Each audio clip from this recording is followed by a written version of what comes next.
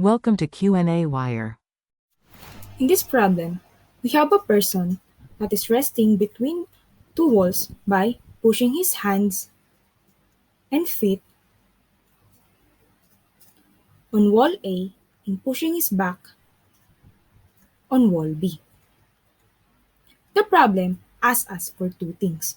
First, to show that the force exerted by the person in each wall is equal in magnitude, and what is the normal force exerted by each wall on the person. So to solve this problem, we have to apply Newton's law of motion. First, we will do the diagram of the forces acting on the person's body.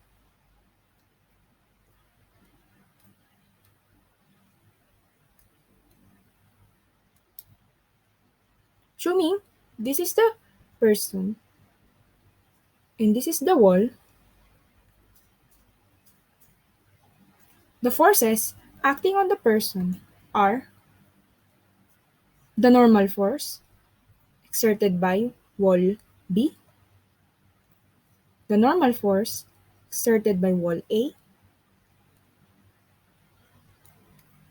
the weight of the person,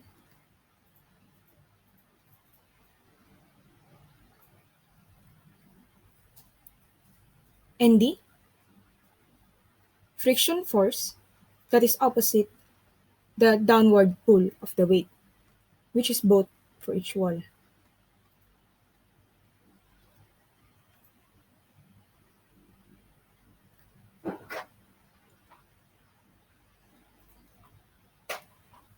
Now, to prove that the forces exerted by person in each wall are equal in magnitude, we have to write down the forces acting on the man or the person in the horizontal plane.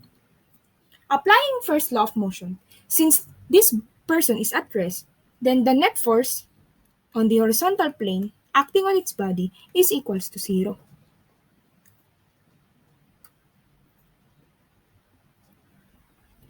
The forces on this plane are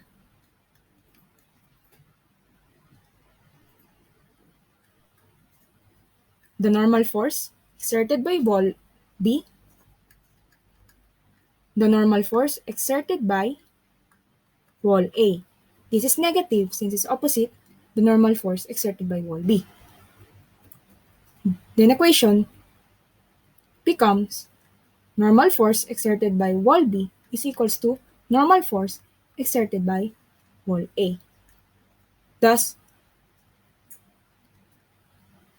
this means that normal force exerted by each wall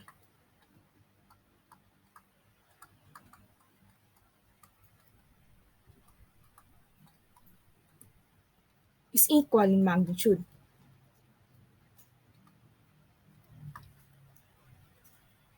But what the problem is asking is the force exerted by the person. Now we will apply third law of motion that states that in every action there is an equal and opposite reaction. Since this is the force exerted by the wall to the man, it is the same magnitude of the force exerted by the person to the wall. As such, we can conclude also that the force exerted by the person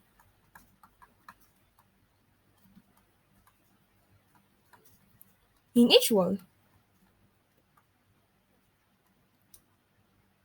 is equal in magnitude and equal to the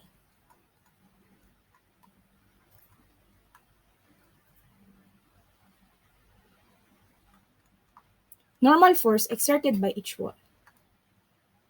Now let's move to question number 2. For question number 2, it asks us what is the value of the normal force exerted by the wall on the person. Now we will write the forces acting on the person on the vertical plane.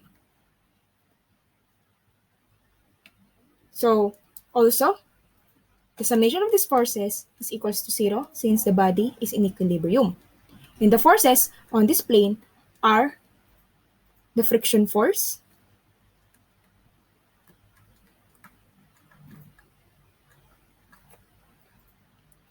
and the weight of the person,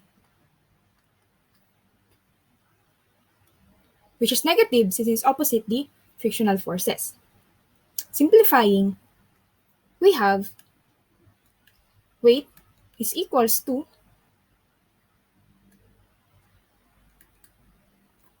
summation of the frictional forces. And we know that the weight is just the mass of the person multiplied by the acceleration due to gravity. And for the frictional forces, we know that it is the product of the coefficient and the normal force. So the equation becomes like this. Simplifying, then mu is equals to NB plus NA. Note that we know that NB is equal to NA. Then equations become mg is equals to mu multiplied by 2n, which is the normal force exerted by each wall. Isolating n to the left side equation, we have n is equals to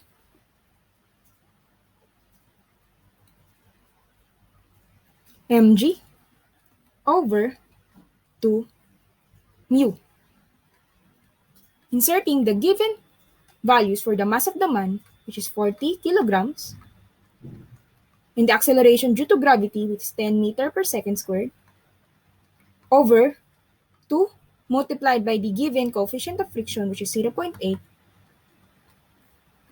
the normal force exerted by each wall on the person is 250 newtons.